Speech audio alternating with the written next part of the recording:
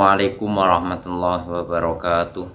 Alhamdulillahi wa kafa wa sholatu wassalamu ala al-habibil mustafa wa ala alihi wa ashabihi ahli tuqa wal wafa.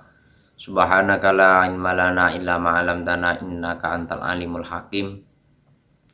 Video kali ini kita akan melanjutkan kajian kitab Safinatun Najah karangan Syekh Salim bin Samir Al-Hadrami. Langsung saja kita mulai. Bismillahirrahmanirrahim. Qala musannifu rahimahullahu ta'ala wa nafa'na bihi wa bi ulumi fid dharain amin amin ya rabbal alamin. Faslun ai hada utawi iki kono fasal suci fi bayani makang tetep ing dalem jelasake perkara yahrumu kang haram apa mah fil hadasi sebab hadas al asghari kang cilik wal mutawasiti lan sebab hadas sing tengah-tengah wal akbari lan hadas sing gede. Di dalam pembahasan kali ini kita akan membahas tentang perkara yang haram dilakukan bagi orang yang menyandang hadas. Man utawi sapane wong intaqadha iku lamun dadi batal apa rusak wudu'uhu apa wudune man. Haruma mengko haram ali ngatasi man arba'atu asya'a apa papat pira-pira suci-suci.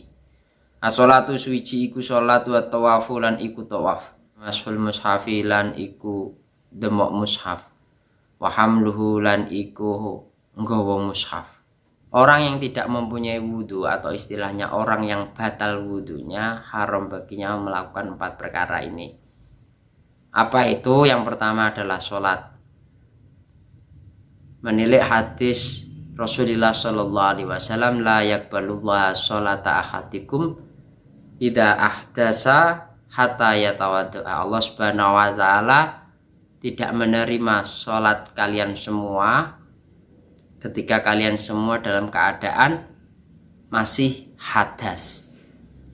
Tidak diterimanya tadi hatta yatawadda, sampai dari kalian semua mempunyai wudu. Terus yang kedua adalah tawaf. Tawaf entah itu tawaf fardu maupun tawaf sunnah, semuanya wajib dalam keadaan suci, dalam keadaan mempunyai wudu ketika mau melaksanakan tawaf. Jadi kalau orang yang belum wudu terus melakukan tawaf, tawafnya tidak cukup atau tidak sah, bahkan haram kalau melakukan tawaf tanpa wudu.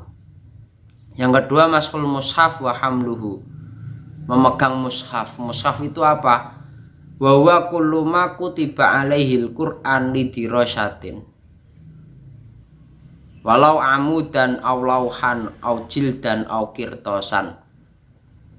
Mushaf menurut keterangan di kitab Kasifatu saja ma kutiba alaihi al-Qur'an lidirasyatin, sesuatu atau benda ya, benda yang ditulisi oleh Al-Quran dengan tujuan pembelajaran, entah itu berupa papan, entah itu berupa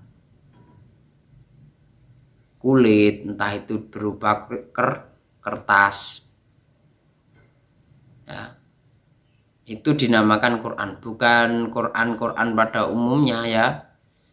Setiap benda atau setiap benda yang di atasnya ditulisi Al-Quran dengan tujuan pembelajaran,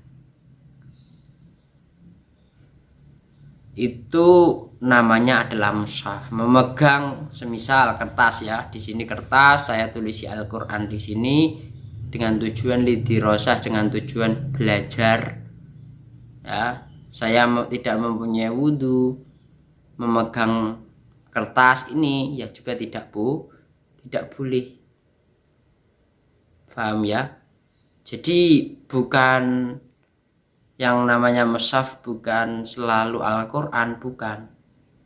Kalau Al-Quran sudah maklum ya, sudah maklum. Ini lebih melebar lagi pembahasannya. Jadi makutiba alaihi minal Quran lidirasatin, benda yang di situ ditulisi Al-Quran dengan tujuan pembelajaran itu dinamakan mushaf. Kita tidak boleh memegangnya ketika kita mempunyai hadas. Jadi kalau Al-Quran seperti yang ada di rumah-rumah kita itu sudah maklum. Kalau kita tidak mempunyai wudhu, kita tidak boleh memegangnya. Ini kalau kertas, ya ada buku tulis, kamu tulisi lafat-lafat Al-Quran, ayat-ayat Al-Quran semisal, dengan tujuan kamu belajar, misal belajar menulis dan lain sebagainya, yaitu kita memegang kertas tadi dalam keadaan suci.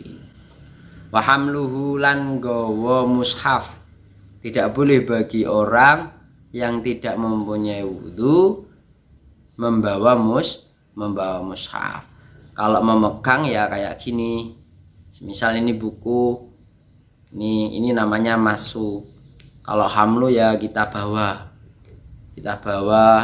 itu nggak boleh. Illa fi mata'in fayahilu hamlu ma'ahu taba'an lahu idza lam yakun maqsudan bil hamli wahdah. Kecuali kalau kamu membawa mushaf bersama dengan barang-barang lain, semisal ada tumpukan buku, di atasnya ada Al-Quran, kamu mau wudhu belum sempat, kamu ingin memindah buku tersebut sekaligus Al-Quran, ya angkat saja buku tersebut, dipindah ke tempat lainnya. Hukumnya tidak apa-apa, asal niat memindahnya tadi tidak diniati memindah Al-Quran.